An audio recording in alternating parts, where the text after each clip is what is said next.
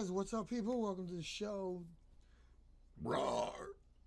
Forgive me, I'm a little bit late. I'm sorry, I didn't mean to be a little bit late. I was actually looking for a sheet of freaking paper, which is right in front of me the whole damn time. How y'all doing for this fine week in the middle of early July? It's early July. We got some nice weather going on out there. It's been windy, it's been humid, it's been rainy. I got a chance to fly. I didn't get a chance to fly as much as I'd like to, but I did get a chance to fly. And I got a chance to do this. So we're going to today talk about Ukraine, stay strong. Seriously, though, Ukraine, stay strong. I hope this ends soon for y'all guys, and I hope everything turns out the way everybody should have it. I can't believe Putin's now talking his stupid ass about, like, we'll de-bombed one of our places. You're sitting here bombing the entire country of Ukraine so far, and you're complaining about one thing they did to you. You can go sit on a rocket and do twirls. Stupid douchebag. Anyway, with Ukraine, we're behind you. Anybody that says anything else can go rot in hell. Yeah, I feel that way. Anyway, so what I wanted to talk about today, what I just want to kind of do an exclusive. I was almost going to put it up on my channel and probably should, but I wanted to have a Wednesday show, and there was a call in, and there's really no need for it to be live. I'm just being a dope, but I'm doing it anyway. So today, I did, last week I did, what the hell? Goofball. Anyway, last month, I did an homage to one of the great planes that I've had in my stables and my fleet. It was SCP, back when I was actually coding them as SCP. Today's thing would be SPG, because it's a phase. It was phase 2, number 67. Number 67. Sorry, I'm just thinking back on it. Was SCP-07JUL2022. She was built June 6th of 1989. A plane that's may or may not be in the palace right now. I actually don't know if it is. And right now, it's one in front of us. All I did was build a reproduction. This is an exact reproduction built on the exact day, June 6th, 22. I don't know its number, but I do believe this is 712. I got to confirm that. But I built it. Okay, what I did was I built it in the likeness of exactly. I mean, I remember what I did for 66. Actually, what I did through 66 and 72, I think, was, I don't remember how high it went, but basically it was in the folding, and all the phases were built on a notebook paper from the time. And I believe they were college ruled. I'm not entirely sure. But what I did with the series from 66 onward was I folded them each so that, and I'll illustrate for you. You can come along, because this will basically build how to build in the phase 2, which you've already got, I know, but I'm really revisiting this for a reason I'll explain here in a minute. But 66 through 72, or whatever the hell they were, and let me tabulate this for a minute. 0, half, 1, 1.5, 2, 2.5, 3.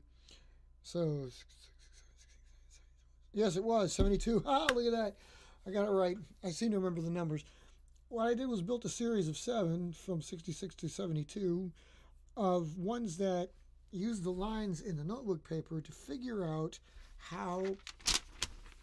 where to put the center fold and how to make the triangles fold from out. Basically, I was trying to see if I could depart from phase 1 to phase 2 to phase 2 territory. I wasn't at that stage of the game. I didn't even have a glimmer of the eye of a phase 3 yet. This was 1989. So these sheets are crooked? Well, that's just about gay. What the hell? How am I supposed to accomplish anything with crooked paper? This is fresh out. This literally is a loose leaf sheet that apparently is crooked. Doesn't that just beat all? That's just stupid all around. I had no idea. You know, you got to take a real loose leaf paper from loose leaf and then compare your lines, and then you have to deal with stuff like this. This is just retarded. Anyway, so I'm going to have to cut this to make it even, because I can't stand asymmetry. Anyway, so what I did with them was I used, again, all phases were built in notebook paper back in the day. and still are to some degree. Notebook paper works really good because it's a lighter bond. If you haven't tried it, you should try it. Because believe it or not, there's some surprises there. It won't matter if you tape it all to death or anything. Obviously, you're going to get the same bond out of it. I use these. Man, if you're flying around me, I'm going to kick your ass. So anyway, I got these built, and what I did was I used the lines, okay? The lines were there, and all I did was 66, the first one, would use the center line of the center fold. You're following along? See, because you got the lines there, but I would fold it in there in half like it's supposed to be. And then we would take a look at the end result. And this is where it differed. So wherever that center line was, I think it worked out really good with some of those because it ended up on the line of paper. So like the first one was built and the triangle would go all the way to the center. And then the next one was built and it would go a half a line away from the center. And then the next one was built and it would go a full line away from the center. And I would go in each step in half. So the next one would be 1.5. Next one would be 2, all the way out to 3. Because once you get to 3, that's a phase 1. Literally, that's how you built the phase 1. The phase 1 was and is, and forever will always be, of course, where you count, like, if you make the center line, you're counting 3 lines away, and then you're making the first triangle. There's a lot of space up there. It ends up for being somewhat of a snub nose. It's not that much of a snub nose because, again, when you do your next fold down, it folds all the way down, but you get more of a snub. Now it's the phase 1. The phase 2 simply did away with that. But 067 was built, obviously was the second one in the line, so it was a half a line away. This plane was built that way about a month ago, June 6th, because I was trying to repro it. You'll notice there's no cut to make it a 3, 4, 5, or 6, or 7. This is supposed to be a phase 2. And what irked me about it was I apparently can't build phase 2s anymore because this thing sucked. I tried to repro it right down to the fact that it would have holes and where the holes would be, because back then I didn't care. It was a loose leaf to go in a 3-ring binder, so it would have the holes. Believe it or not, this is how I built it. Remember how we talk about symmetry when we do these all the time, right? You know, I want to keep everything symmetrical. Yeah, I screwed that up. I mean, I was younger. I didn't care. I mean, I cared, but the thing was, is these flew really good with those holes. So I didn't want to mess with a good thing, so I never did anything. I left them there. So the stupid little hole here, which is basically half a moon in the anhedral of the winglet, and then this one hole that was in the back of the wing. Whatever it was, it worked. It didn't influence the flight any. These planes were really good. I took this one out and was trying to keep, to the original. I tried to make sure like there's ample amount of fuselage and wing ratio. I took it out. This thing sucked. I'm pretty sure it just corkscrewed into the ground or barrel rolled, and it might have did like a loop or something and ended up crashing and was pretty much straight, and definitely not what the phase 2 did. Even though it does have the half a line like it's supposed to, like I'm going to do with this one. The only thing I could figure out was all paper, notebook paper, loose leaf paper, is not made the same. And, I mean, I knew that then, I know that now. I didn't realize it when I built this, though, because I literally thought this was the sheet that I did it on. If you'll notice, a little harder to tell, I guess, from that stage, but if you'll notice, this thing is actually 8.5 inches long, which it should be. The thing is like when you make the snub nose, even the pointed one with 0 all the way to the 3-inch, it will always be the 8.5 that the paper is wide because it's as wide as the paper is. But if you'll notice this one, when you put in this one, it's shorter. So it made me think like, okay, so maybe I used a full-on 8.5 by 11 notebook paper this time, when back in the day I didn't. And this one is probably an 8, or maybe even an 8.25. No, it's an 8. So this is an 8. And maybe that was the case. Maybe I used an 8 by 11 instead of an 8.5 by 11, the standard sheet. And this is, oh my God, this is not a standard sheet. This is 8 by 10.5.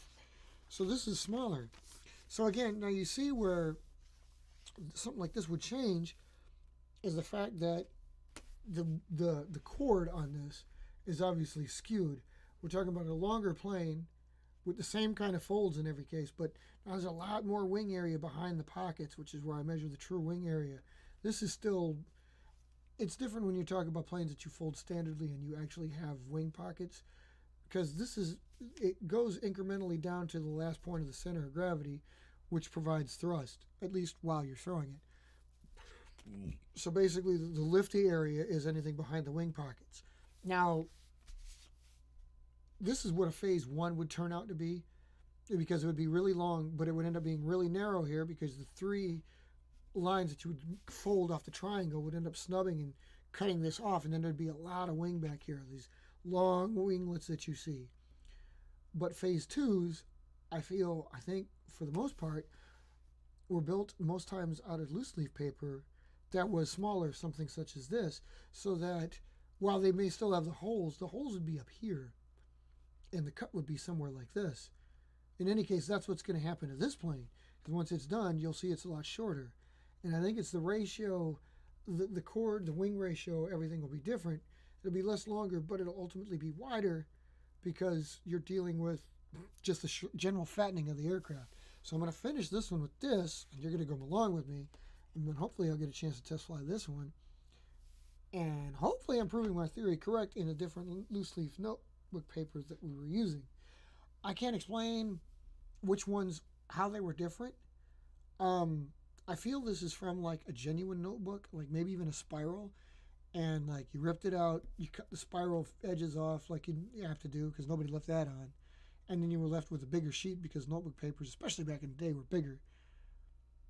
Probably if they were college ruled more so than if they were wide ruled. I hate wide ruled paper. I think my parents wanted me to write good even as a kid. I'm pretty sure, like, I don't know, you go through grade school and they taught you, like, only until you were in 5th or 6th grade you started doing narrow ruled. Man, I got narrow ruled in like 2nd grade. I was barely off that gray sheet that taught you penmanship, and I was like, on to this.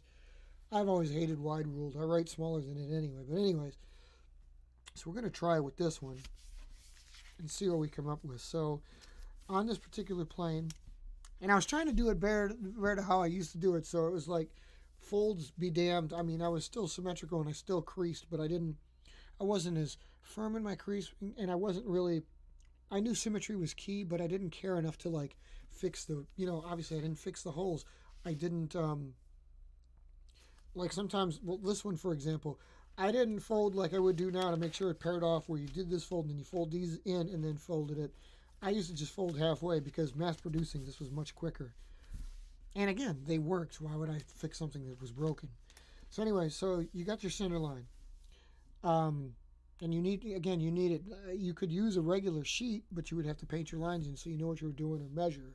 So it just worked better with loose leaf paper or something with lines on it. And in J0689, number G67's version, it was half a line away. So basically you're taking that half a line. If you know, like, okay, so you can see, I mean, you can kind of see. So I'm dealing with the line is right here. And then, like, the center line fold is there, so it's a little bit off, so you kind of got to guesstimate. I'm like coming over here, so a full line would be here, so halfway is about right there. So I would fold the triangle to that point, the first triangle. And since I was raw, I mean, we're talking back in the day, so I was raw. Like I said, I knew symmetry was important, but I wasn't onto it that much. I would just try to eyeball it. And I really have an eye for detail, so eyeballing it in my case was really good. I could fix the plane otherwise, so I didn't worry about it. So I didn't even do this and like pair it up. I would literally fold this and then make this one match. Besides, if you've got the fold here, usually you were pretty solid anyway. Like you didn't have to worry about angling or something like that. So anyway, so we're going with a half distance here. We'll take it up to this thing. And then you would start to look here and say, oh, does it look like it's lining up with the line? Yes, it does. So we're going to take it and we're going to put it here. If that's a spider biting my ankle, I'm going to kill that bitch. Ever since I got bit the last 2 weeks, I was really paranoid. So anyway, so you got the triangle, and like, see, now you'll notice I didn't do the reverse fold, and it's still, like, you can't tell, but it's perfectly even. It really is. It's a little bit, it's like less than a millimeter off here at the edges, which I could possibly fix if I wanted to, but I don't think I want to, because again, we're talking It's minute, and this triangle fold, the first one's not different. Hey, OAE, how you doing this week, sir? Yeah, was it? Yeah. Were you into the symmetry that early? It's good to see you, man. Good to see you. Glad you can stop on in.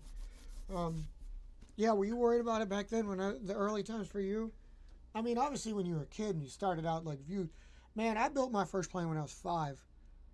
Some people tell me I think I might have built it when I was 4. I honestly don't remember that. I just can go back to 5 years old, only because I remember where I was and what I was doing, so I know I must have done it when I was 5. Didn't really get into it till 2 years later, but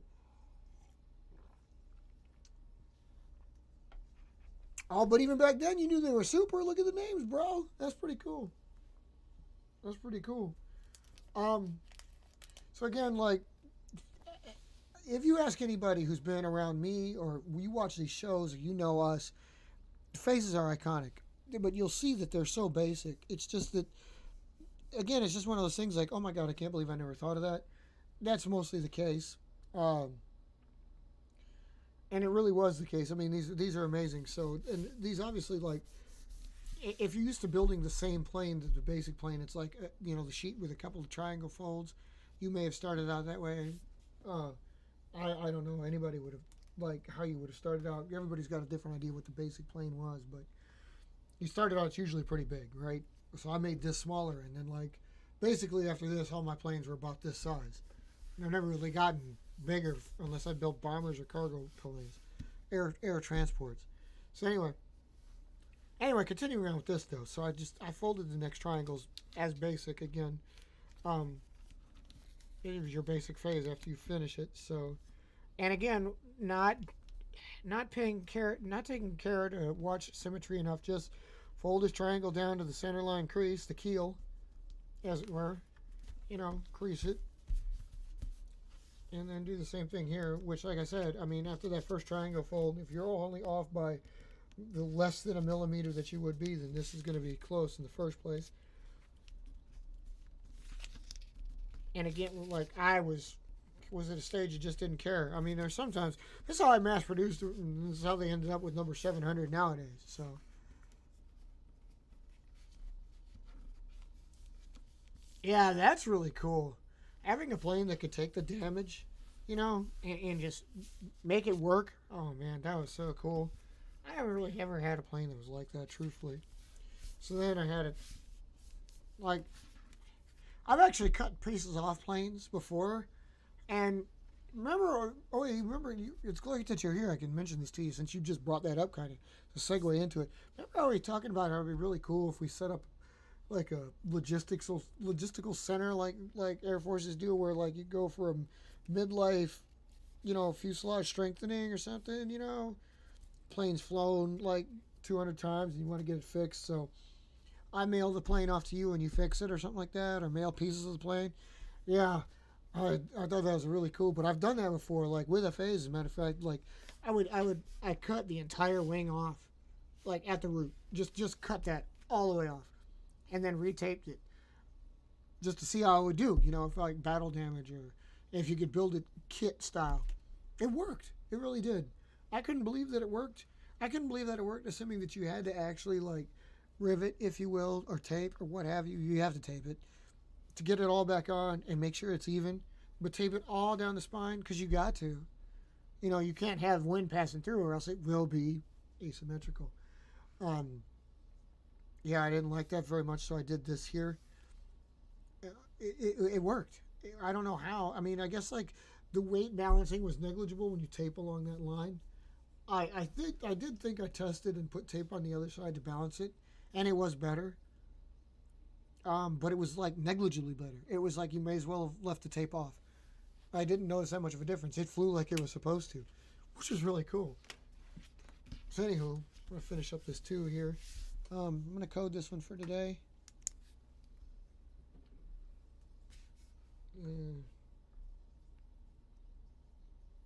Guys, what's today again? The 7th, right? Oh, I said y'all get some good fireworks, watch some or launch some. I did launch a bundle here enough to get a rocket, like a missile wing going here, and the new base because it hadn't had one yet, which was kind of a surprise. Actually, wait. No, I do have one here. I'm thinking about that. But I expanded the missile wing by launching more different like gauges of rockets, so it was like a full complement. It could be truly a missile wing now. Thought I remembered to add that in the squadrons. Hey, if you guys ever do that, by the way, make sure you remind me. I need to know because that's kind of important too. You do bottle rockets or go at like any kind of firework launching. They go into the missile wings, and you may have your own missile group too. So it's important to keep track of, believe it or not. Were they your combat planes? Were Owls combats? I mean, strikes me that if they were tough, they would be. I'd want something that could take some punishment or easily fix to be my combat aircraft. That's for damn sure. That's why, again, these ones that we work on forever, like we're kind of scared to. We always talk about, would you want these planes flying in combat? I don't know. Maybe, maybe not. I'm not really sure how that would go. So anyway, finish this up. I'm trying to remember how I would have done it back in the day. Winglets first, anhedrals first, or wings first. Actually, believe it or not, this is how I would have done it back in the day. I would have folded the wings first and then unfolded and did the winglets. And again, although not OAE, ironically, again, good thing you're here, not as high as your fuselages would be, but my fuselages were high back in the day because I really don't like, you'll see, like, my thumb gets in there, but barely. It used to be my thumb would get in there pretty good. I just need enough to grab a hold of it. More wing means more glide time, means more flight, so. And obviously, like, I mean, I would love to do it with, like, your style, but I would turn everything into probably like a defender, patroller, or interceptor because the higher the fuselage, the less the wing, and the straighter it's going to go. It's going to form more of a, that cross shape, more of a plus. And I know my planes will do that. So you also note, like, see that little divot right there in the nose? That's from, obviously, going half on that first, leaving some space in that first triangle fold. You wouldn't have that. It would be a straight point if you did the regular triangle. So,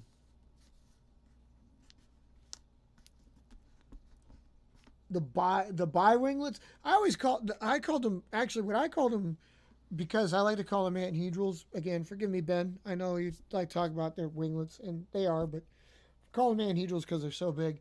Anyway, I called them bihedrals. You seen that on vampires? Is that what you're talking about, OAE? You did something like that? I had what I called, I had what they called, yeah, up and down. Vampires all have that. I call them bihedrals because you got, I mean, they're winglets, of course, but they go up and down, and every vampire has that.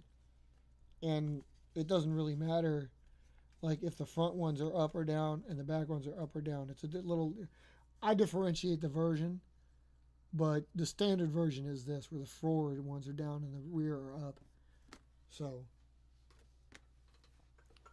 I thought those are kind of cool. And with a plane like this, it's enough that it doesn't affect its flight. It still flies like it should, which is basically a stunt plane. If I did something like this to Javelin, it wouldn't matter, although Javelin would be straighter. With an X-Wing, they're typically straighter. Anyways, let me finish this Phase 2 up for you guys. Phase 2 need not, of course, be built, obviously, out of notebook paper.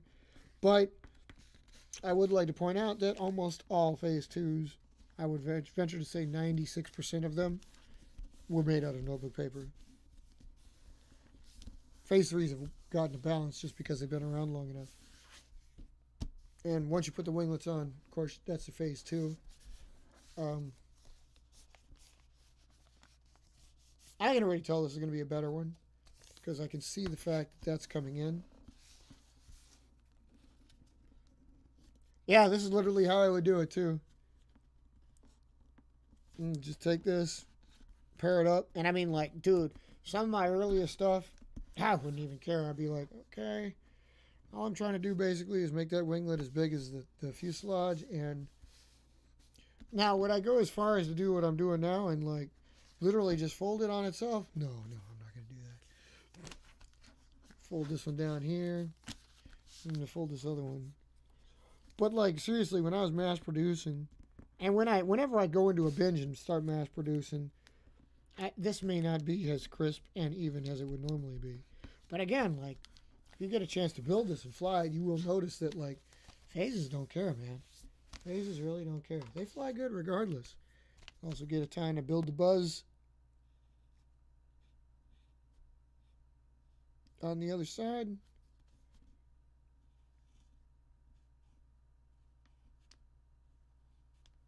I don't do that as much, but I really need to do that just because it turns out we buzz code, or at least I do. I buzz code on the opposite side, so I'm right-handed, so on the right side of the plane, again, I have the small code, so I'll put the number up here.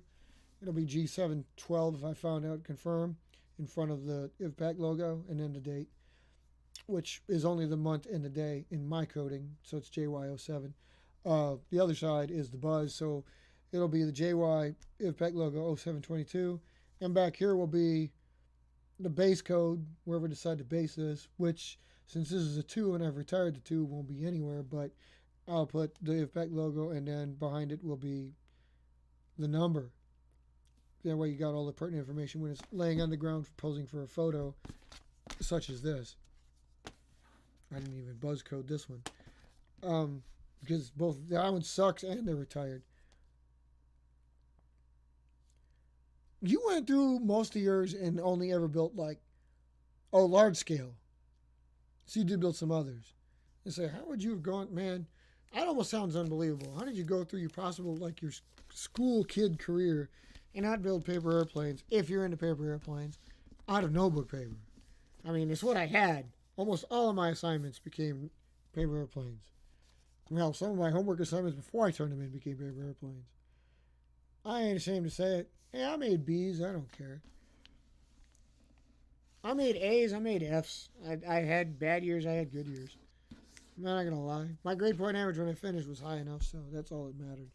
So anyway, that's your phase 2. And like, now you see the way this one turned out was a little bit different. And while it still has the holes, they're covered by the sheet that's below it. So the holes aren't really there. So it wouldn't be affected. But like, you can see the difference. Even in these two, while they still look about as narrow, this one kind of has a little bit of a fatter look to it because it's shorter. And you see, on a comparison, I'll park its ass right up. Man, you're dead in the middle. Doesn't matter. You park its ass on a line here, park it on the 14, and then I'll park this one on the 14. And you see the nose doesn't even come, like that's not even a distant shot away from the camera. That's a ½ inch difference. So it's a shorter ratio. I've always been a recycler, even though I didn't realize it. I hardly ever used clean paper. All of the paper that I ever used, I'm not saying I'm better by any means. Don't get me wrong. This is not bragging. This is not. I'm just pointing out the fact that I almost always use a sheet I'd already used for something else. It's not because I was like thinking green and recycling and all that crap. It's just because I had all of it laying around. I mean, seriously. Don't get me wrong. I use clean sheets, but it's like, of my history with aircraft, only in the recent past have I started using clean sheets because that was all that was on hand. But most times, I get it out of the recycle bin or stuff that was going to be thrown out. Old assignments. I mean, dude, as kids and going as students, period. That's what you had, you know? So, in some odd reason, I still don't think this is turning out. See, I'd have to go back through my history and figure out how many times I did phase 2s differently. I know there's a basic plan to them, but I know like this is more what the phase 2 was than even that is. This looks like a phase 1 with a nose. This looks more like a 2. And yet, if you'll notice, there's only a negligible amount. Like you'll see this. The winglet length, the anhedral length, isn't much different. See that? It's just not much different. There's like what? God, that's not even. Well, oh yeah, it's about 1/8 of an inch. The difference here at the end line is only 1/8 of an inch. 2 millimeters, 3 millimeters. I gotta remember to be metric for you guys. Sorry.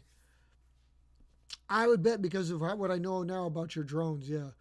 I understand drones probably would have been because you don't matter much. Did you ever do like your export models were exclusively like that, or like you just exported? Because I just realized something. If like that's a really good observation for something like this. I didn't think about it, but it strikes me that like for any of us, even in the current time, if you build a plane out of regular Xerox paper or copy paper or something thicker, then you can export the planes that are built out of something that's way less like notebook paper because it's not structurally sound. So it's just not as, I don't know what you would call it at that stage, but it's not as good. You know what I mean? So I think that's actually kind of cool. I don't think, I don't necessarily say that would be like a technology downgrade, like you want to export something that's not as cool as your current one, but it might be considered that. And that's why I was asking because you like export. I mean, the planes that I export, I always gave everybody the same thing I had. So, because again, it wasn't like first of all, I didn't see any potential enemies in there, even though one did turn out to be that way. I did have one turn out to be that way. But it was also like I just wanted to see what everybody else's idea for the plane was. So I let them have at it because I figured like why the hell not, you know.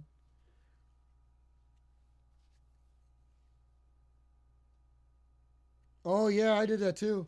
I did that so often, man. Seriously, I would like if I used to take my dog for let me rephrase that. I have never had my own dog. If I have my way, I will never have my own dog. I just don't like dogs. I don't like having a four-legged baby that only lives to 12 or 15 or 17 or whatever. I just don't want to do it. I don't like them enough. I have a cat. I love cats. I'm never going to have a dog. I will never willingly, voluntarily buy or get a dog. Anyway, but I would take a dog for a walk. My parents got the dog, and of course, like when you're a kid, all of a sudden that dog becomes yours for some freaking reason that I can't understand. Never asked for it, never wanted it, never will. Anyway, so I took it for a walk, and like if I found a plane, I grabbed it up. Doesn't matter where. And like, yeah, I did the same thing. Everywhere, if I found a plane, no matter its age, no matter its condition, I'd grab it up for the same reason. I like it. It's cool to see that like we did kind of that same thing. I'm not the only crazy one. I don't consider you crazy for that, but I just mean like sometimes I actually got one. I remember this vividly taking her for a walk, and I got one that was I don't know how it might have sat in the gutter. It was down south, so they don't really have like a curb and then concrete curb with a sewer. They have sewers, but the curb is like gradual. If you've been down the south, you know the road like divots. It was sitting in that, and it looked like it had been sitting in that for days. I don't know how it didn't get taken away, but I mean, like literally, there was a couple holes in the back, and there was a couple of ragged edges, so it still held its form though. So it sat there. So I don't know how I did that, but I grabbed it up. I can't honestly say that no plane I ever found that I borrowed designs from, because every time I found one, I always felt it was not better than what I had at the time. I might have been in awe of it when I was little, but I never one have I like acquired that way. I wouldn't say captured. It could be considered that because what I do, like whatever all of us do, especially IVPAC members, to go through to rescue our planes, is probably pretty intensive. You get to building some of these and you don't want to lose them. So I would never have allowed that to happen. So I would consider to capture it if it was another member or an enemy of a member. But since it was just out there and they're probably just throwing them around, I wouldn't say. I'd just say acquired. Hey, Robert, what's up, man? You there too? Sweet. Oh, you got man? Has everybody got an owl? I ain't doing owls. Everybody had an owl, and that's cool. I don't mind calling it a strix, because the Latin name sounds cool. Just owl is like owl. Okay. I mean, don't get me wrong. It's cool. It's a raptor, but it's just not as cool. You grew out of it. But okay, wait. I want to clarify now on OAE's your involvement is providing the designs. Obviously, so you're like telling them how to build it. Like I would be doing this to you. So would this be an export? because I'm giving you basically, if you followed along, you could build it. So that's an export. Or do you mean like you build it and give it to somebody? That's like the truest form of export.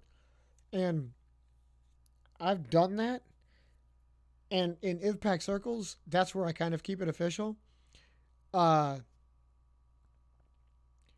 You place an order, I will fulfill the. Oh my God, I forgot about that, Robert. You asked the address. I got to give you the address so you can send some planes. I'm sorry, that totally slipped my mind. I will get on that. I'm sorry. I'll get back with you at the end of this, because I would. It would be cool, like if we could ship each other planes and y'all fly them, and like, so how do they test out? Because anybody watching this, for example, can build that, but chances are yours that's built is not going to be the same, and you definitely throw differently than I do. Whereas if I built one, test flew it and said like, yes, this one is good, and then send it to you, then it's like, okay, I knew it was good. Let's see how it looks for you. You know what I mean? That's really cool. I love that. If it was feasible economically and not stupidly to do, I would do that more often.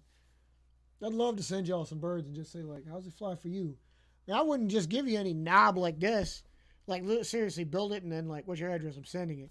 I would literally build it, wait for a good flight, tweak it to get it right, and then probably include the instructions on the plane itself on how it needs to be tweaked to get the best flight out of it. But I would give you the one after I had flown it. It wouldn't just be a simple body. However, I will point out that some of my export customers did order and place and receive bodies, just straight bodies, because they wanted to fold after the fact. I don't see the point of that. Because like you saw, basically, obviously you guys know the definition. The body is when it's like this. You haven't put the wings, you haven't put the anhedrals, you haven't done any cuts, you haven't put the wings on it, crucially. That's the body. You've done the triangle folds, that's it.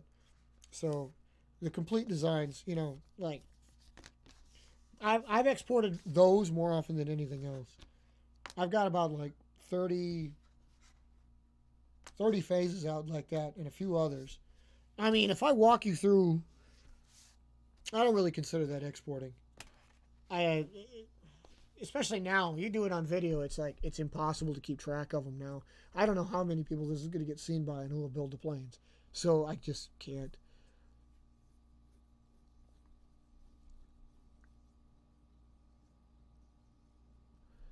Well, that's what I mean. I mean, like, it's like, it depends on what your definition is. And, I mean, I get what you guys' definition is. Mine would, I think, based on what I've done in the past, and I haven't done it recently, mine would seriously be like, if you placed an order for the next 10 phases, for example, you said, whatever the next 10 phases are that I build or plan on building, I give to you. It's like, I want the next 10. Or you just say, I want 5 phase 4s, 4 phase 5s, and a phase 6. Then I would have to fulfill the order. My definition, as I always looked at, though, because I've built it, they would be in my number sequence. They would be coded for me. So if I were to give them to you, I wouldn't expect them back. That would be a lease. And that can't happen. I don't think anybody, like, this is talking about serious stuff that we've never done in IVPAC before. Like, I've never done that. But, I mean, I would consider that. If ever there was a case of, hey, can I borrow these 10 planes for a while?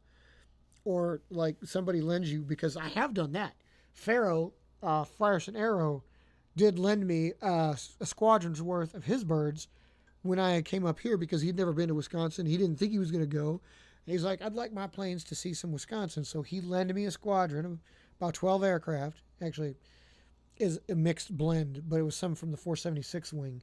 So he gave me like four different ones. He gave me like, I'm pretty sure it was like 6 Vikings, 2 stealth ones, 2 air raiders, 2 night prowlers, and a midget, I believe, are what came along, I think. And like, I flew him up here in Wisconsin at the time. This was back in like 1990. Because again, his planes had never been here, and he wanted, like, so how did they fly in Wisconsin air up there? Because he knew they'd never been, So that would be a lease. Because he got those planes back. I didn't keep them. I brought them back and said, well, this is how they flew. Back to that, though, my idea of an export would simply be like, again, you place the order, what you wanted, I would fulfill it. I'd complete the bodies. Well, you would specify body or ready for flight. Because if it was ready for flight, I would do what I just said. I would go out, test it, make sure it was something you got that was good, and then send it your way with tweaking instructions. If you just wanted bodies, I'd just finish the bodies because I've had both ways. So, but again, that's the. Oh, okay, you're about to head. All right, cool. You found somebody that built a lock and you kept it? Okay. I would imagine so. Back in the day, if you found that when you was a kid, yeah, I can see that. I'd probably keep it. It'd be like, hell yeah, this plane rocks. This is my new bird. I can understand that. I would do that. I mean, knowing what we know about the Nakamura lock now, I can't remember. Did you guys ever do White Wings? I like my White Wings kit. I can't remember when I got our first White Wings kit. I got it, man. I got so many white. I got one at Myrtle Beach. I got one in D.C. I got one in Austin. I think my first White Wings. God damn, when did I get my first White Wings kit? I got one in Germany. I'm pretty sure I got one in 1986. I'm trying to remember if I got one in Texas. I think I did, but I'm not entirely sure. My first run-in with White Wings was then. Then I got as many as I could when I got back into South Carolina. So like 3 or 4 years. I got those like 15 plane kits. Why don't they still sell those? That was the only way to get that good Japanese paper. And then like you get some balsa wood. I always think also it's really good to keep your like crafting stuff on hand. I have a collection myself of styrofoam blocks and balsa wood so I can design my own gliders. Just because I want to be ready for something like that.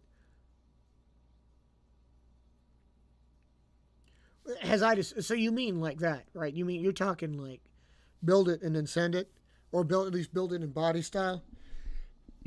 I'm being a little lax in something like that when you're talking descriptions because it would be like I'm kind of thinking in terms of back in the later day.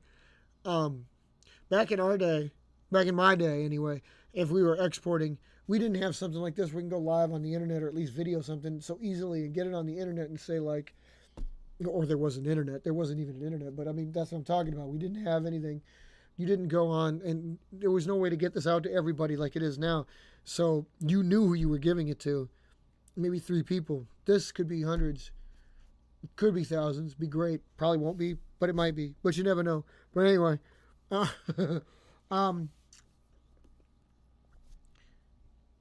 So if I exported, I would keep track of it.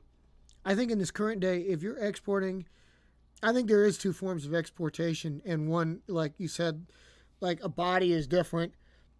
Because back then, where I was getting with this was back then, I gave you a body, you would probably expect me to be on hand to teach you how to fold it so you could get an idea and then play with it yourself. But now, if, like, I can send you bodies and say, like, you want 20 phases. Here, no problem. I'm sending you the bodies. No, you don't need that because you can build the bodies by watching the video. You don't need the wings because you're watching the video. But, again, back then, I didn't think about it that way. So, exportation of these have changed.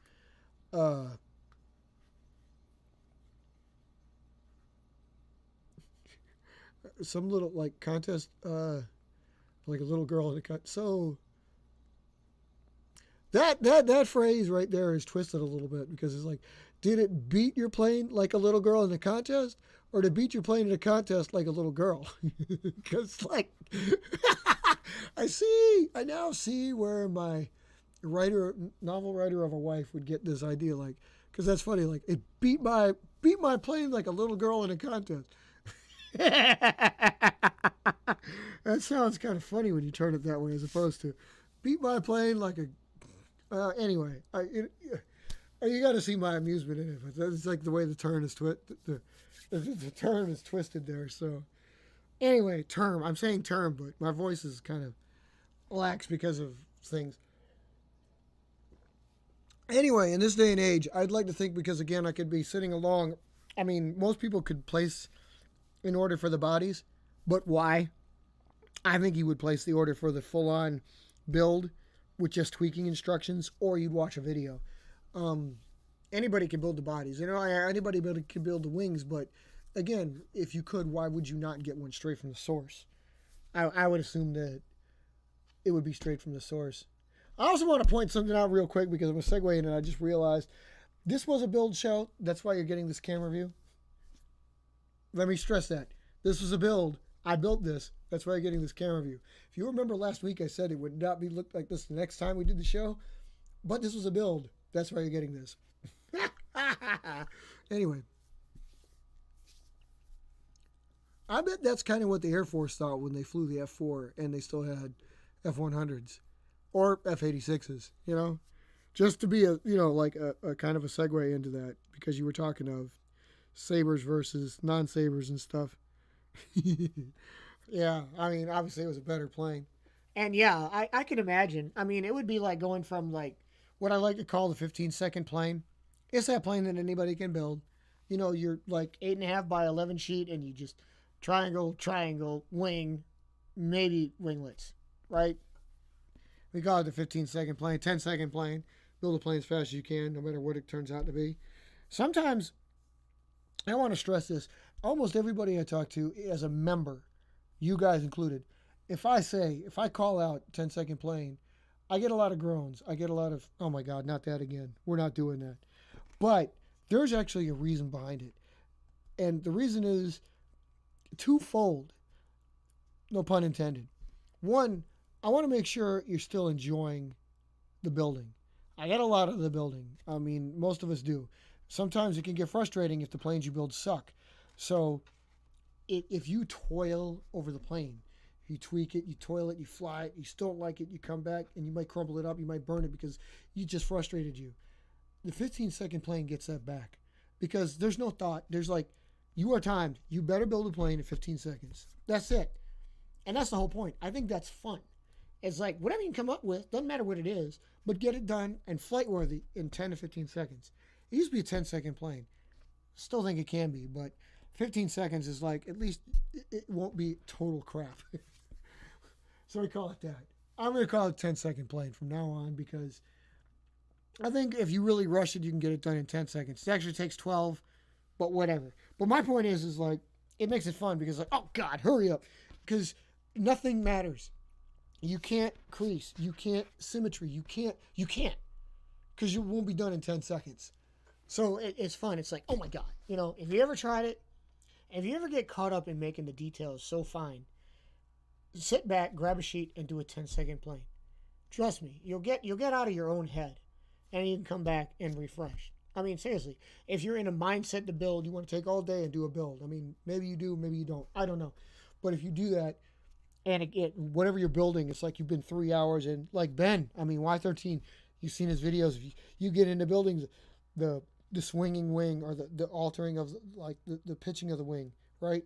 You build the mechanisms to do that, and one of those would take you 3 hours. You might want to get out of your own head, you know, just fold something. That's what those are for.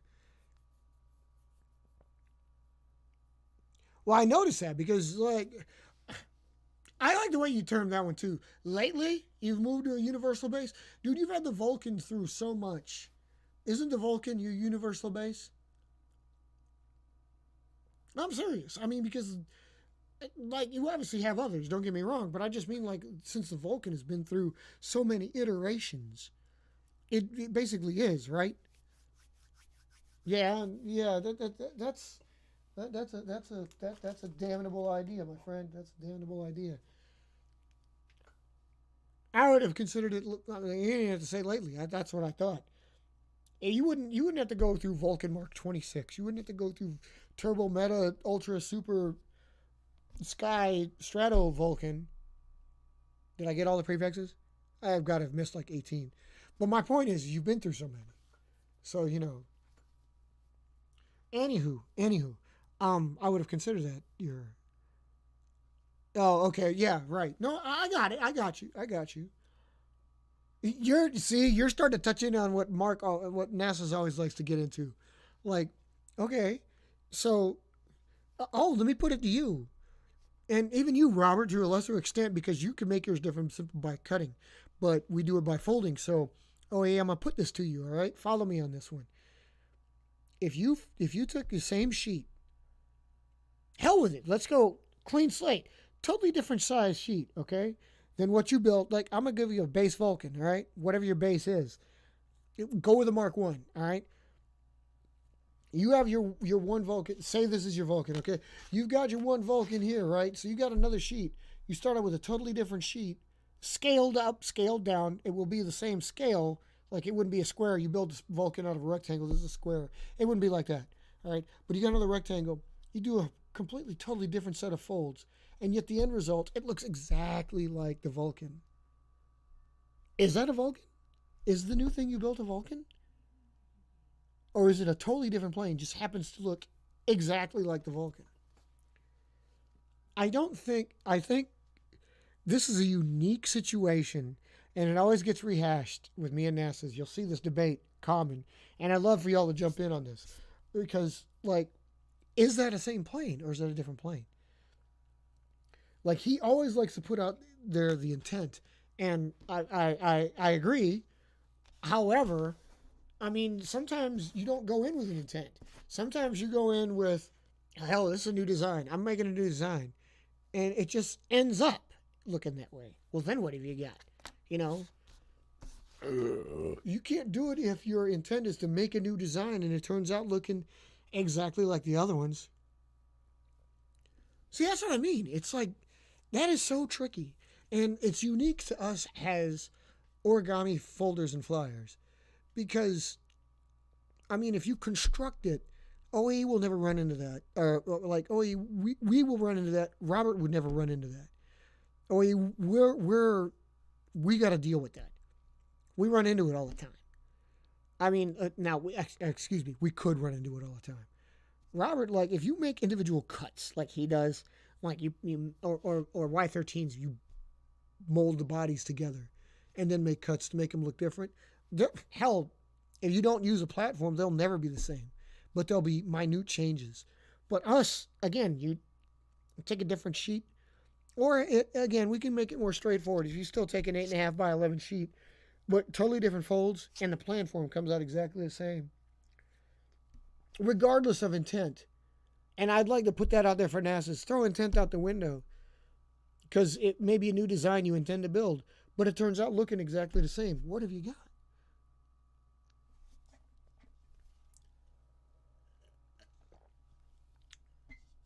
I think that's a debate that can just be waged on and on. Something that really can make paper aircraft interesting for like long timers and newcomers is like just that. I mean, it would be basically like me taking, I can't use this because you built this, but maybe like taking this plane right here. This is a Wasp. Make this. Like, seriously, I'm going to let you look at it. You can look at it, see what it looks like, but without telling you how to fold it, make it.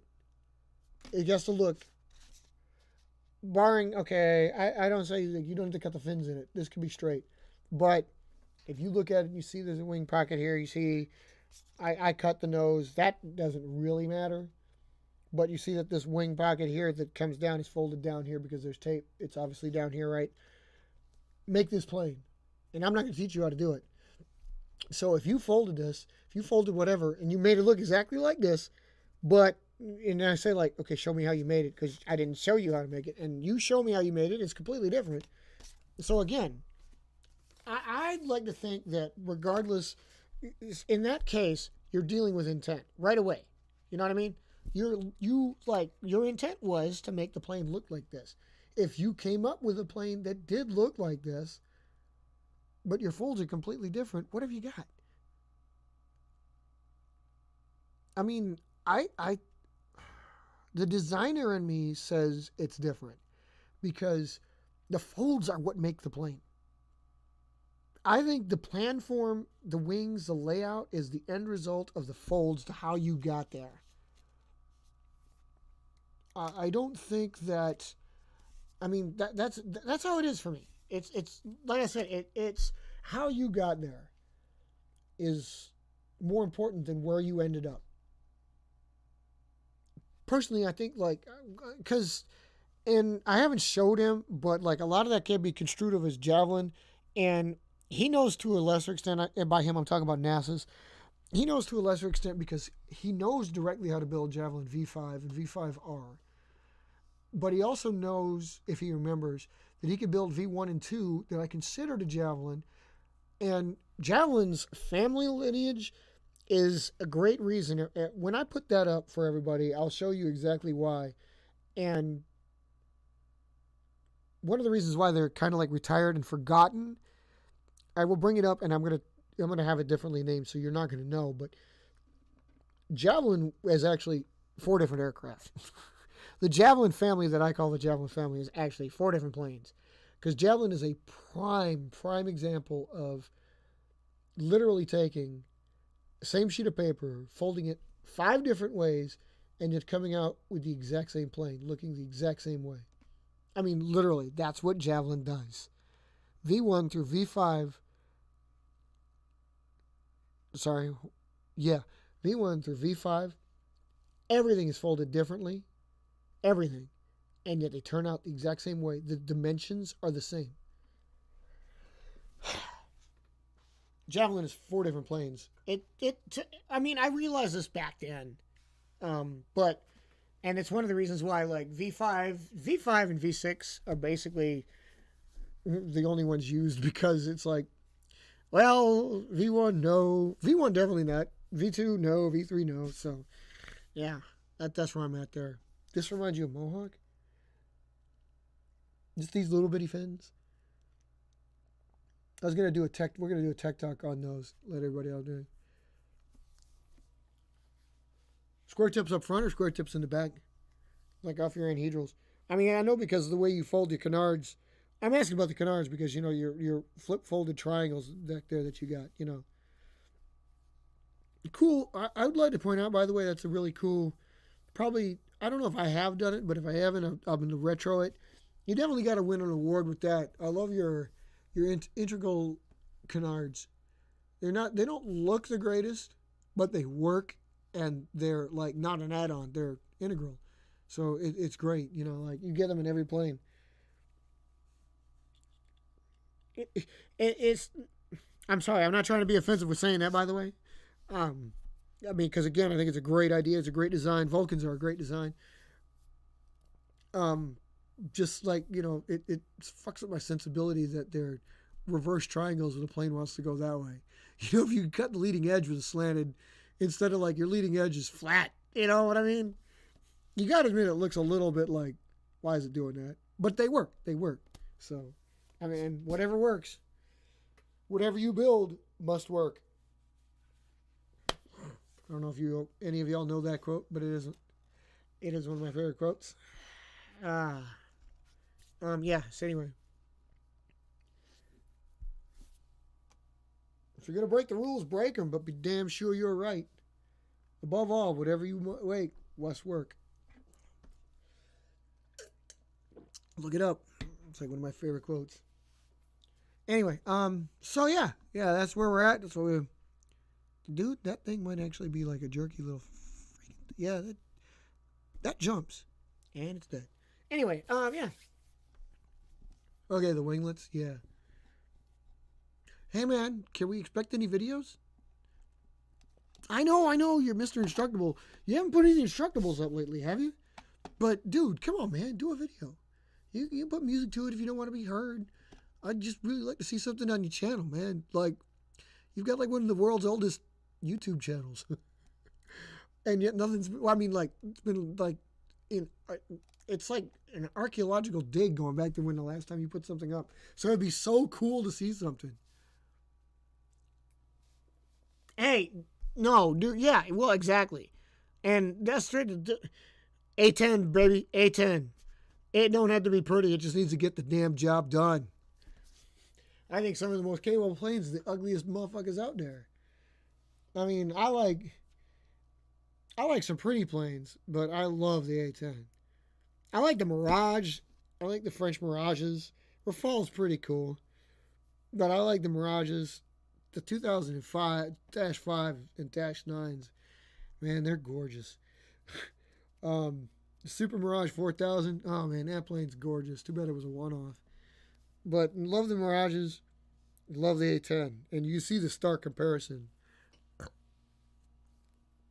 I wouldn't exactly call Vulcans ugly monsters, But they're definitely not as attractive. Not going to win the swimsuit competition. You know what I mean? What they say about the F-16, first in the swimsuit competition. Right? Yeah. I don't know, man. I don't know. Yeah, dude. But again, yeah, it'd be nice. You haven't changed bases or anything, by the way. Like your old base didn't burn down or anything like that, right? You still got the one reserve and one active. Just want to check up on you, man, because you come sporadically. So pop in here from time to time. But it's always good to see you, of course. Man, I'm gonna borrow some of your lean. What do you call it? I don't know. Just the way you like look into your philosophy on how your basing is here in a minute or two. It might be something I can come out of this and do. But so anyway, guys. Hey, there's a phase 2 build. I don't know if y'all noticed that, but there's a phase 2 build. And just for you subscribers out there, in case you didn't know, phase 3. Do you guys know how to do this phase 3? This is a phase 3. You literally do just this, and then you simply cut a slanted trailing edge. Do not cut the rudder. Cut from the base of the wing here on an angle, slanted trailing edge. So it's rhombus. You cut from here to here. See that line? You cut from that line to that line. You cut that off, that's a phase 3. So once you build a phase 2, you can build a phase 3. Why? Yeah, I mean, they're not hard. But you'd be surprised how good they are. And the funny thing about phase 3s, of course, is like that slant. It leaves you. It's because this you can't play with, but a phase 3 you can play with ridiculously. Like that angle you can cut from here. This is where I got the marking, right? So you cut to here, but you can cut it anywhere along to at least that shallow. And you have a totally different plane almost any time you cut it. Be 20 cuts from here, that red line in the notebook paper, to this here, which is like maybe, a millimeter away from the trailing edge that makes it flat. But each time will produce you a different result. And of course, then once you start doing that, also you start cutting the what's this? Reserves. Cut the rudder too. This is cool. I'm glad you're testing. I'm glad. It's good to see you active. Have you did some updates on the sheet? I always know that you've been working on stuff because like the sheet gives like blockbuster in a while. I haven't seen any new things on there because I know you've been like quiet lately. But if you're like some new testing is in the work, be happy to see it. Be glad to see it. I was trying to finish out the date code on this one. I got to buzz date code this thing.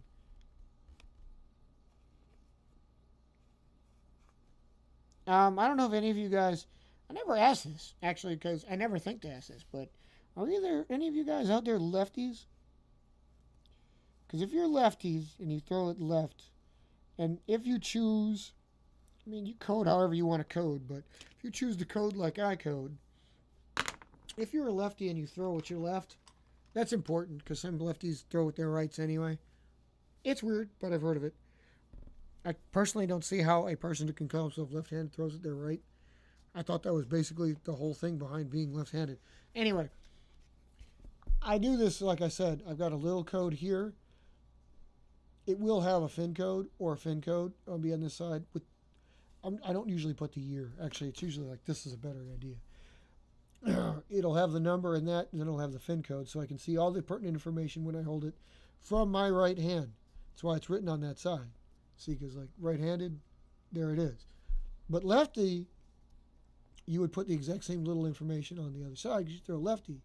But again, I put it on the left hand because if you set it down like you're taking pictures, normally you don't set the planes down like this because if it's any kind of windy day, they start screwing around, trying to fly, blah, blah, blah. So normally if I take pictures, you see them up like this.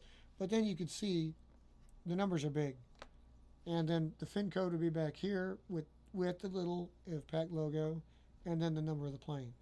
So assuming this would be, say I would base this, let's go back original. Say I'd base this at the Village in Sumter, South Carolina. I would put a VI IVPAC logo 07JUL2022 on there. That's what it used to wear. Ironically, I don't have too many of them like that. A lot of times I put them on the winglets because it's easier to see the coating there. I want to mention that, by the way, also the coating, like, we ever have a get-together, you ever had a get-together, and a lot of y'all build, and this is a segue from what I was talking about, where if you make another Vulcan and you export the Vulcan, or I make the phase, and somebody else flying their version of the phase, like an Exile or a Phase 100 or a Stealth 1, I'd like to point out that, seriously, I'd like to point out that our little codes that are like this, especially if we borrow them, or like I'd like to see everybody do the fin codes. Please do the fin codes. It's the coolest thing about this. I mean, some of y'all are not going to mistake us for the other ones. Robert tapes his. They're usually flying wings or blended bodies. His are kind of obvious. That way, yours are like typically, there's a look to yours. You have the canards a lot of times. So, and you only have one base. So it's only ever going to wear the ST right now. I just think it's cool. I would like to see an ST coated bird alongside an SV coated bird, or an RS or a BA or something like that. On the ground for pictures, that looks awesome. However, in the air, it doesn't mean as much. And I want to say that because if you've ever done that, if you've ever looked and thrown the planes from a distance, all this, even these big buzz that you see here, even that is not that visible once they get to altitude and start gliding. So I've thought far and wide, long and hard about exactly how I was going to try to make it so that even from a distance you can tell. And I think, going down the line, I was thinking that perhaps there would possibly be a way to, I don't know, make it so that it's like, Well,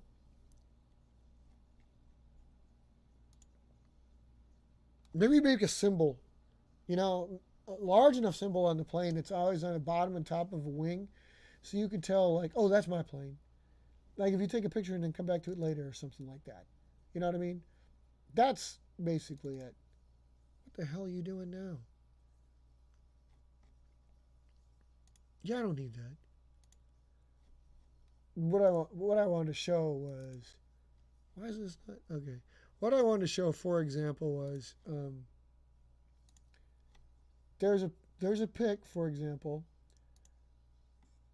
This is why I thought it was cool. This is why I think it's cool. Okay. Oh my God, that picture's huge. I'll show you this here in 1 second. I'm working it in the background. Bear with me, folks. I haven't forgotten you. I'm still there along the stupidity.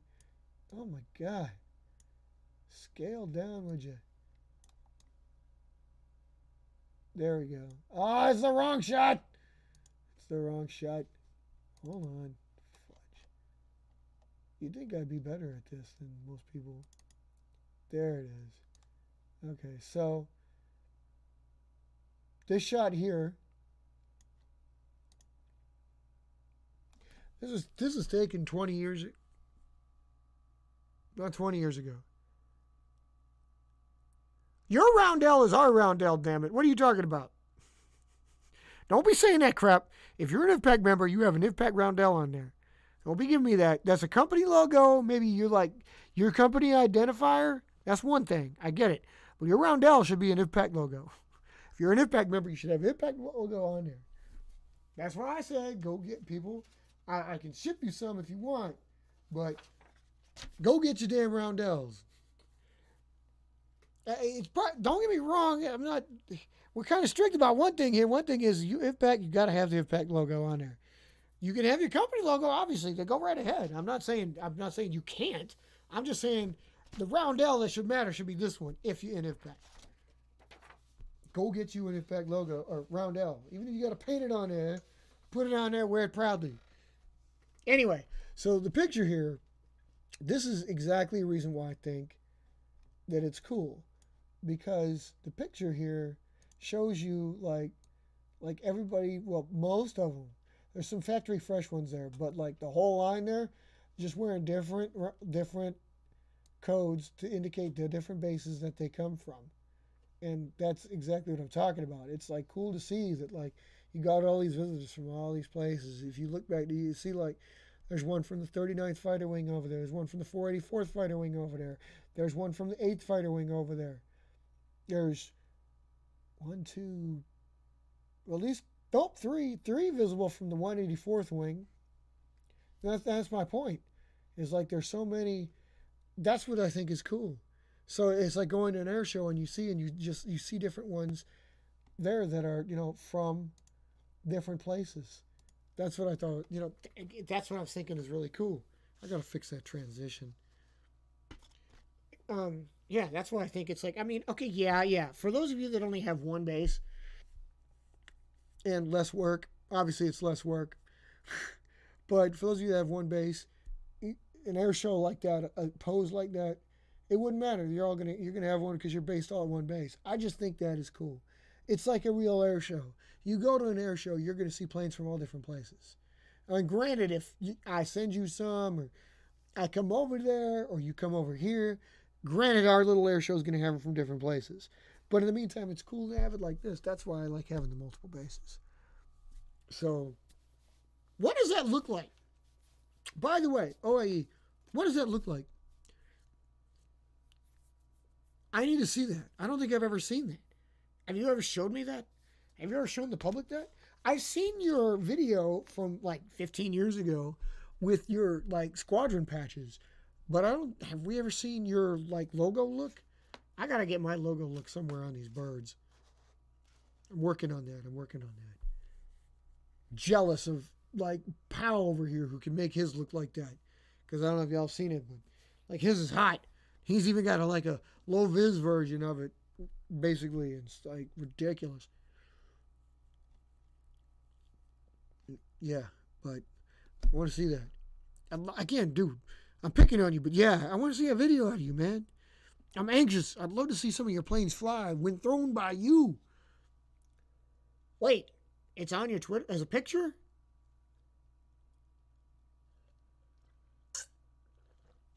Yes, but your logo, not our logo, right? I mean, wait. Forgive me. I don't know if OmniWing is in frontline duty, so maybe you wouldn't have the IVPAC logo on it. I mean, don't get me wrong. Experimental vehicles, you have an experimental detachment over there just like we do here, because everybody has their own, our own park. I like to call it the parks, the Paper Aircraft Research Center. All your experimentals go through that. You can call it what you will, but I always call them parks. And I use your company name as the first one, so you would be you'd be OPark. But I have the Spark because it's SIL's Paper Aircraft Research Center. Anywho, I don't remember if like is OmniWing like is it current? Is it like an active duty or the reserves? Because in which case, if it's not an active duty or reserves, you don't have to have the roundel on it, of course. You have your company on it, but that's it. Point of fact, I never put my company logo on my birds. I mean, I don't know why. I just don't. I feel the need to, don't get me wrong, but I just don't. I never thought about it. I don't. I could. I just don't. I have no idea why. I couldn't really define why I don't do that. It's not a personal choice. It's just I don't think about it. I literally don't think about it. You do have the OmniWing, so you do have the Zeta and the Swift. Oh, see? Okay, so I'm looking at the roll sheet right now, and I see that the Turbo OmniWing, the OmniWing Zeta, and the Swift are all in current active duty because you have them filling the heavy bomber, heavy airlift, the light/fighter bomber role, the dead role, and the medium to long range penetration role. So they should be carrying the IVPAC roundel. Hello. You need to get on that, brah. 2009? These must be older OmniWings. Or if you kept OmniWing, you don't ever keep a plane that long in active duty. Usually you have them retired. What are you talking about? Usually it goes for you, it's like 2 years and out the dough. If that. Normally it's way shorter than that. I'm looking right now. Why don't yours have color? Why don't the simple Omni Wing, which is back from 2012, but you retired it in 15. I'm trying to go through all your activities here. Wait. I can filter this and make this a little bit better. So we're going to actives, which makes this a much shorter list. My God, much shorter list. So what color are you? Green. Oh, so the Turbo Omni Wing. Okay, so see, yeah. Oh my God. Okay, yeah, that the Turbo Omni Wing's still active with you. Okay, I gotta admit that's impressive for you. Okay, because I know you turn over planes like ridiculously. An Omni Wing Neo Zeta still active, yeah. Okay. Sky Warrior and Thunder Warrior. Sky Warrior, 12 years old, huh? Again, impressive for you. And I don't mean, please don't take that the wrong way. I'm not trying to belittle that. I hope you're not thinking I'm doing that. But I mean, compared to like I said, I personally deal with Javelin, who's been my active interceptor since 1988. So, I mean, I'm actually more embarrassed by that because in a way it's cool, but it's also like, good God, why have I got like a 40-year-old design being my active interceptor?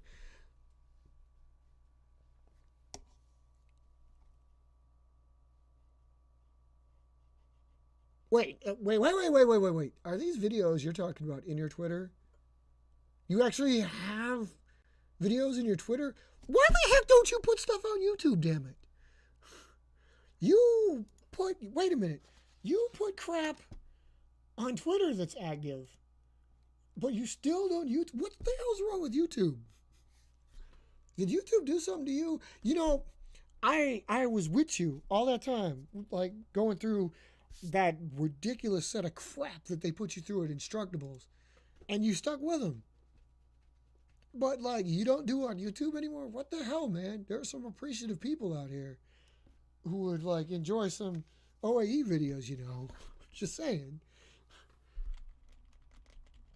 What the hell is your Twitter handle? There you are. I'm looking right now. Okay, so the older videos. You're talking about the older videos. Okay.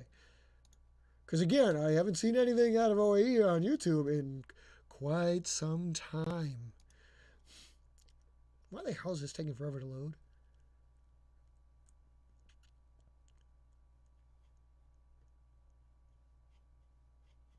Okay, so wait, all right. There's Twin Vulcans on there. No, it's because it opens up to that page. You're one up on us on there. You want to be in charge of Twitter for IVPAC? Seriously, because I know we need to make a presence on there, but like none of us have done it yet.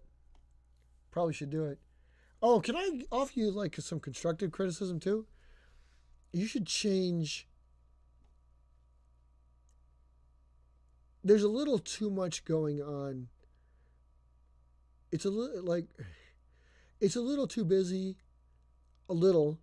I mean, I know you use Origami Air Enforcer together, so it's one word. So, I mean, obviously the bold black is good. But I think you should space the black. I'm looking at your Twitter homepage, okay?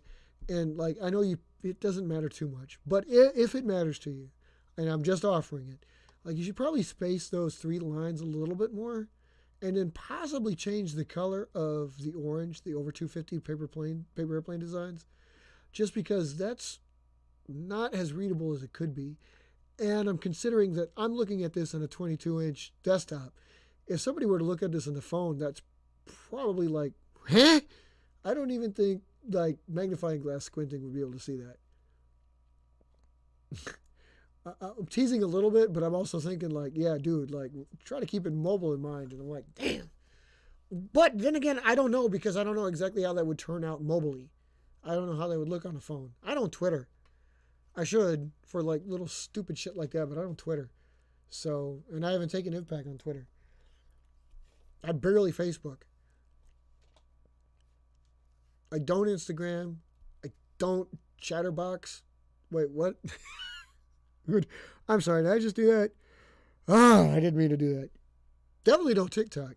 What the hell? Not Chatterbox. What's the other one? Oops. I'm really bad. I'm sorry. I'm not with it. But yeah, Twitter and like Instagram. Yeah, no, I don't do that. I should do that, but I don't do that. Well, see, I know. Yeah. I know you don't barely use it. I mean, obviously, because like last Twitter you had is still a year old.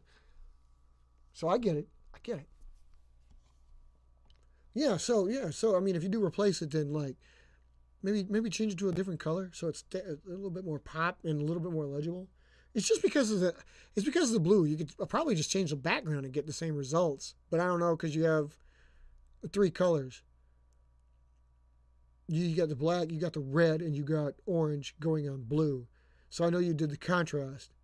And the contrast kind of, maybe it was dark blue?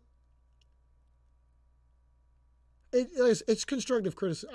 And I'm only able to look at it with the critiquing eye because I'm obviously, like, if you've been following along with us, you know these new cards that we've introduced now. So for Paper Aircraft Weekly, for Paper Plane Tech, and like that, Tech Talk, we've got all these new cards and stuff, and that's come into play.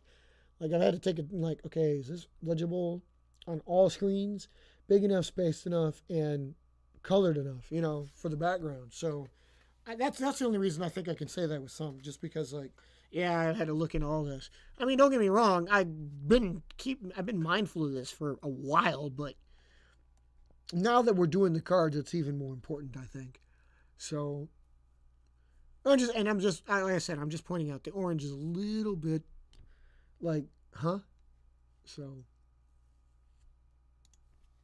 yeah, there's that. Anyway, what the hell was I? Okay, no, I wanted to. There was one other thing I was considering when I did that, and I don't want to look stupid. I'm trying not to look stupid here. Don't do this to me. Yeah, yeah.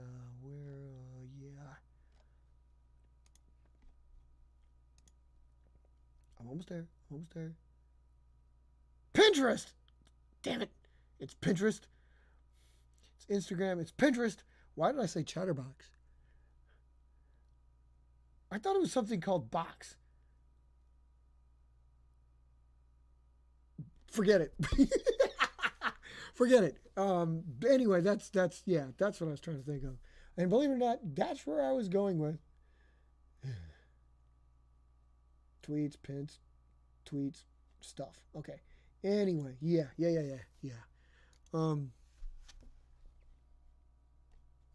Where the hell is your YouTube page? I'm going right now to OAE's YouTube page. Everybody, go out there, bomb his YouTube page, make comments on there, and by all means tell him, make another video. I was a kid the last time I saw one.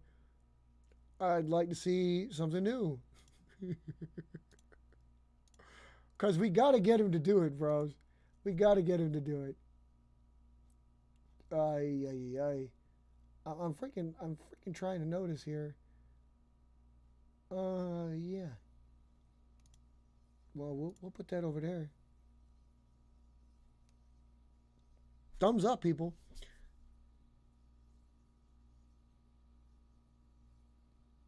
Wait. Where the hell are you? Oh, dude, I'm being a stupid head. Hold on, gotcha. Hold on.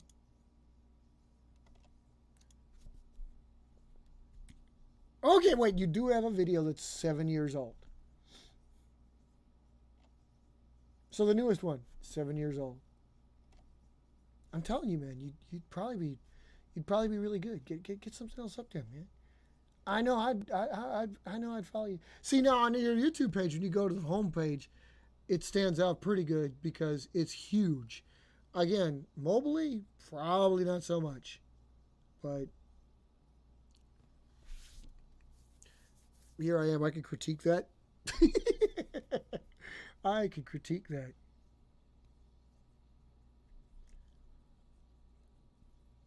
Anyway, people, get with me on this. We can see what we're going to do. Anyway, people, this was a good show.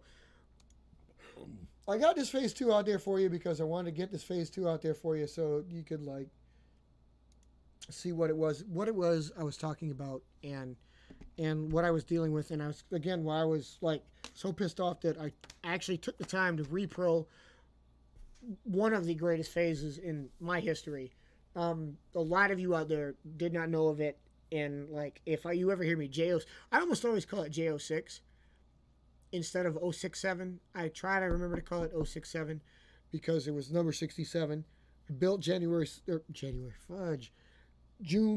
of 1989. It really did have probably it won the award of that time frame. It may have won 2. Anybody that was around to see it, if you had a chance to ask Pharaoh, NASA's didn't get to see it. I retired it by the time he came around. But if you had a chance to see it, this plane was it. This plane is one of the main reasons why phases got iconic. And this is supposed to be a replica, and it sucked. And I'm semi-embarrassed about it. If you build one and it turns out this long, chances are yours will suck. This probably won't.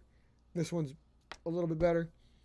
Probably be even better if it was cut shorter. So I swear to God, after looking at it, I still think it was an amalgamation of the two. But in any case, I just wanted to get you involved because, like, I got a chance to do a repro build, which I haven't done in a while. I've barely done replicas, and I built it June 6th, so it literally was, you know, a repro in almost every sense of the word, and it sucked. You know, so it just didn't reproduce the flight, which I think is the important part. Whatever, who cares? Yeah, guys, thanks for coming out tonight, man. This was a great show. Oh my God, thank you so much, sir, for being here tonight. It's good to see you. Good to know you're doing all right. Good to know you're like ramping up for some design production and some thoughts.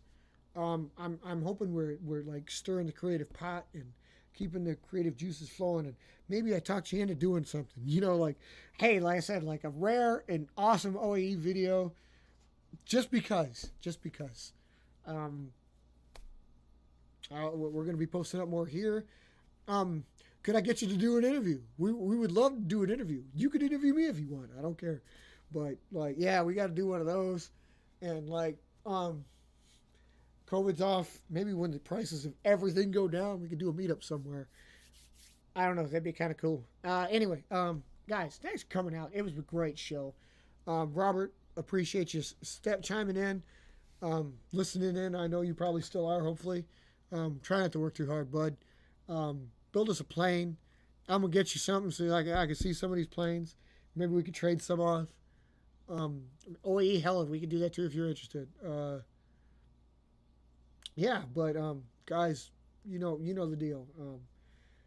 Just keep them building, man. Just keep the designing juices flowing. Work on something. Better my phase 2, but better yourselves and better your plane.